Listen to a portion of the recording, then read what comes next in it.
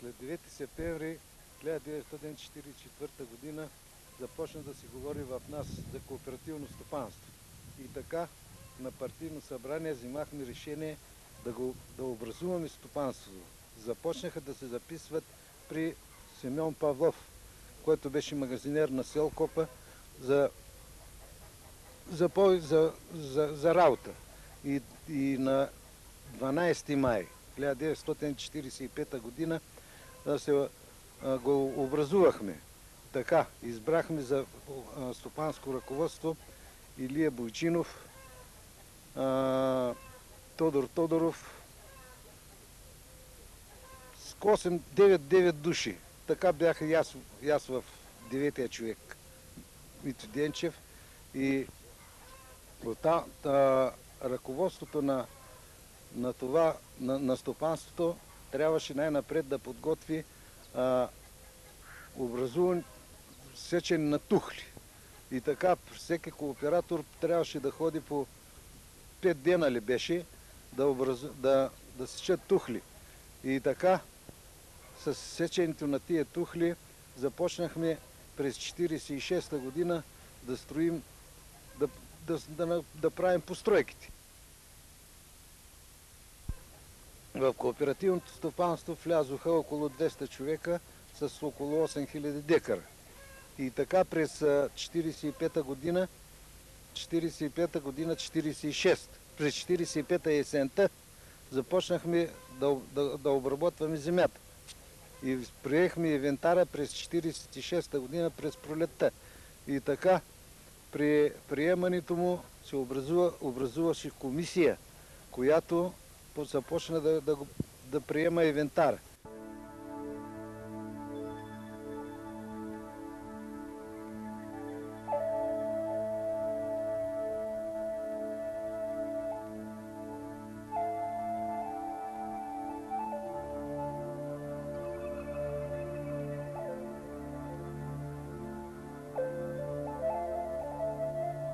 Една земя и повече нищо.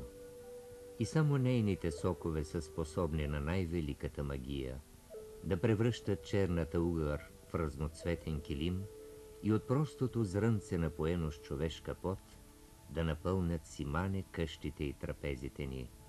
Земя на дедите ни, наша земя, земя на децата ни, вчера, днес, завинаги.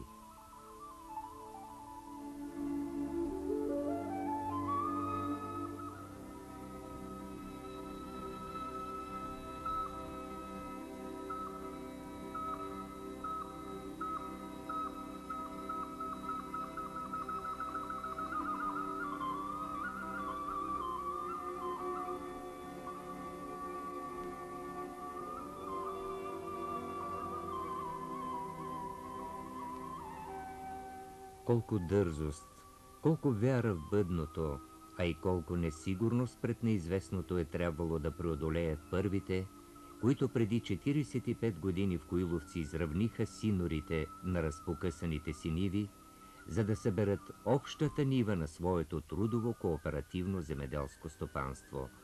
Сега протоколите от ония дни са просто един документ на историята и само очите на основателите на стопанството сякаш са запечатали завинаги мислите на всеки един, колебанието и искрите на вярата, без които не може да се прекрачи в бъдещето. Първите, обикновени, отрудени с напукани като земята длани, събрани от силния зов на Коиловската земя и свързали завинаги съдбата си с нея.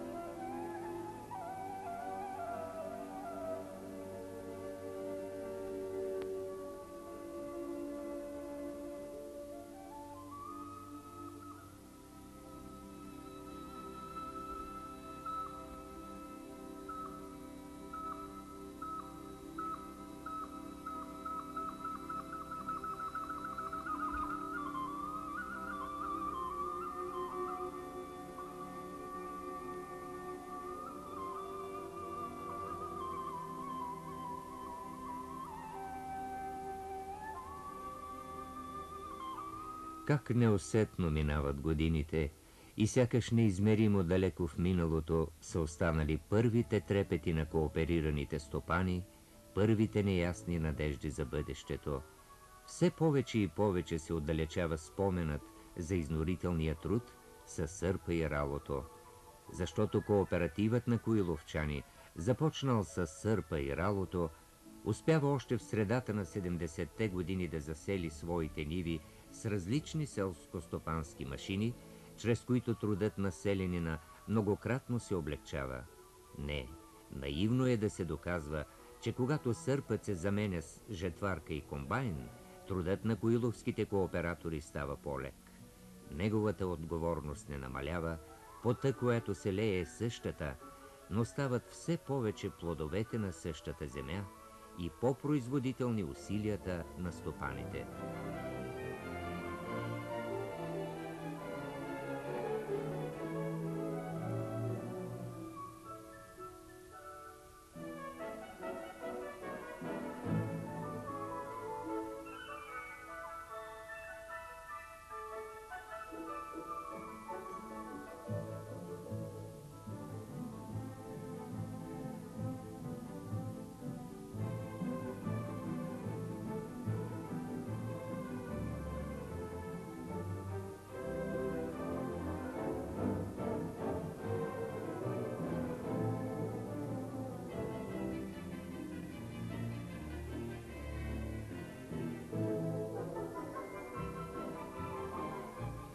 Дали някога първите 212 коиловчани, които основават своето ТКЗС с 7227 декара земя, са виждали в мечтите, вместо ралото и грапата, хилядите конски сили на комбайните, на тракторите и на още десетки машини, как атакуват със своите мощни батальони земята на дедите им.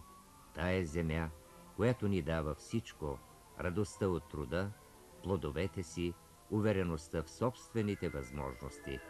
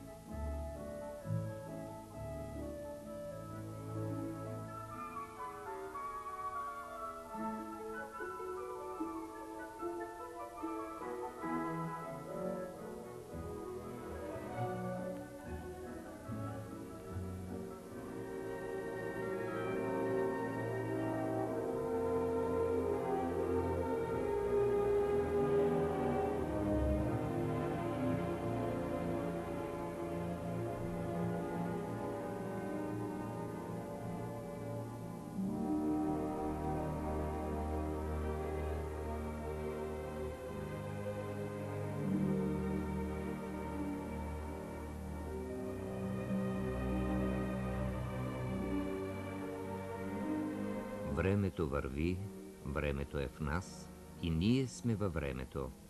Но времето, което с всеки измина ден укрепва вярата на коиловските селски стопани, се променя и дава своите първи признаци, че не всичко ще върви гладко и по волята на тези, чието корени са свързани завинаги с земята. Така става и през 1958 година, когато нечии висши съображения решават да се започне обединяването на кооперативните стопанства на коиловци, брашляница и мечка. Какво ли ще поднесе още бъдещето на тая оросена с пот и оплодена от селските ръце земя?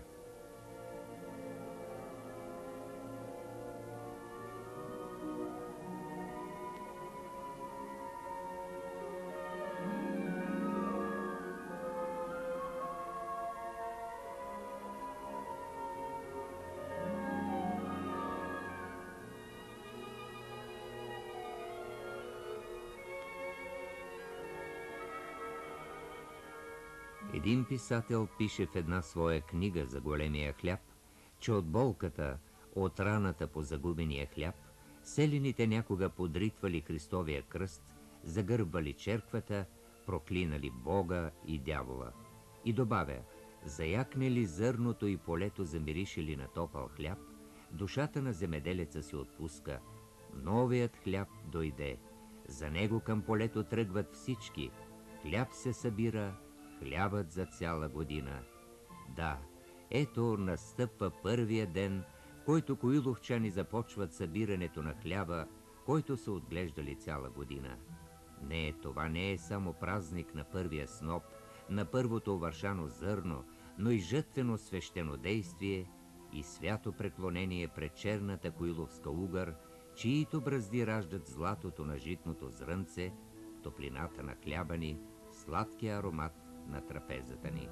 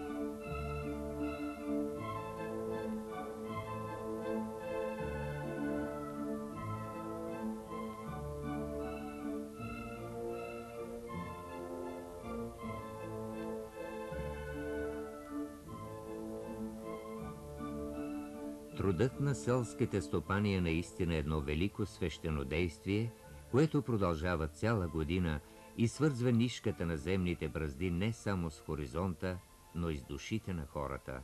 И от тези нишки се ражда всичко, с което ни дарява природата – житото и слънцето, сладостния сок на зрелостта, аромата на плодовете и топлината на човешкия хляб, без който никой на тая земя не може.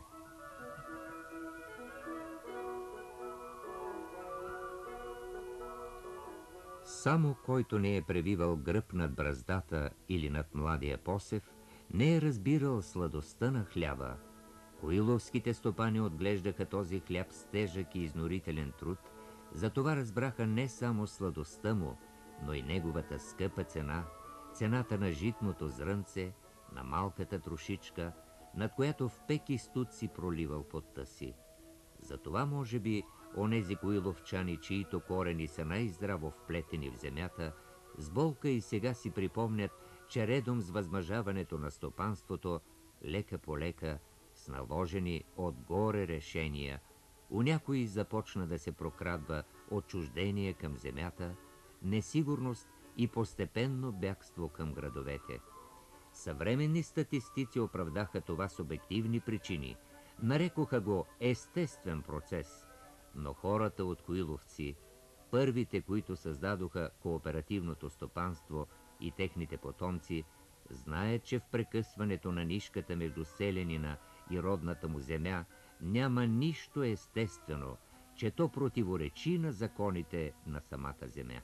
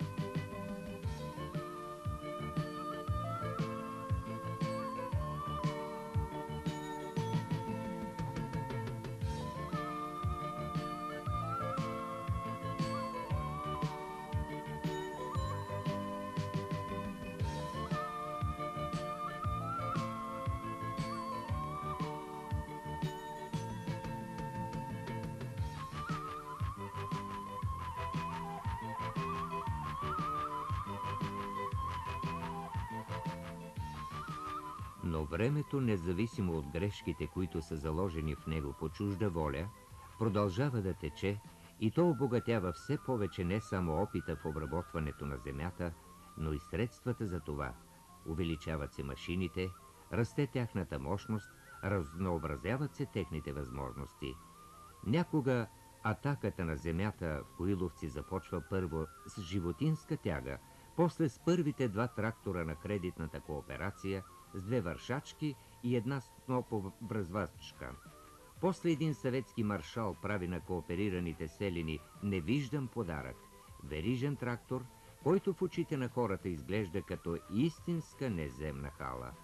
Колко наивен изглежда сега ентусиазмът от ония далечни години пред богатството на днешния машинен парк, който е в състояние изцяло да заменя ръчния труд.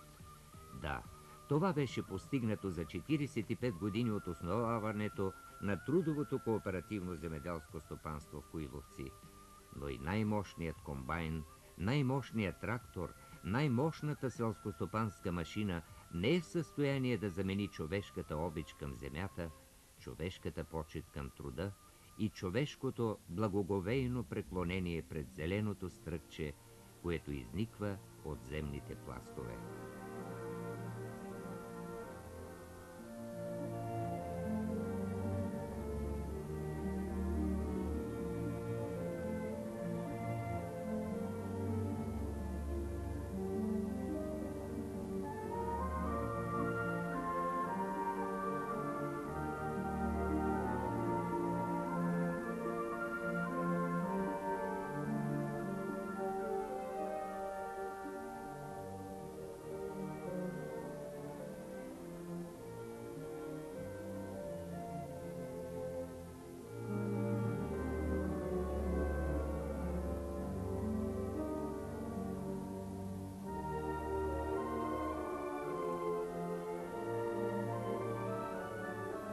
Първият председател на кооперативното стопанство в Коиловци е Тодор Русков, а сегашният Емил Илиев.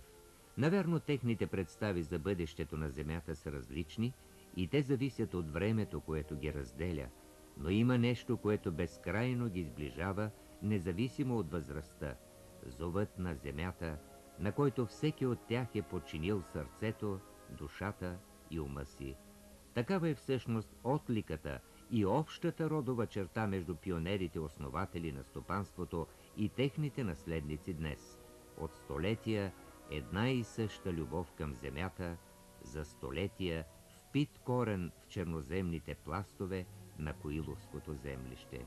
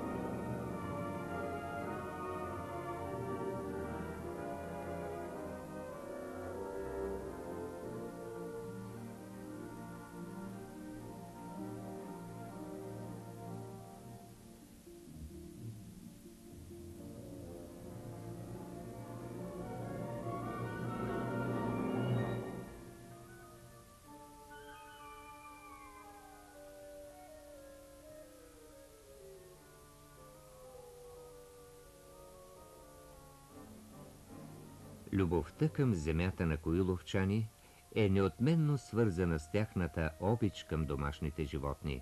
Да, хората помнят началото, когато работният добитък на стопанството се настаняваше по домовете на кооператорите, но тяхната памет е съхранила и онези години, в които буквално от нищо бяха построени първите обори за добитъка, за конете, воловете, овцете.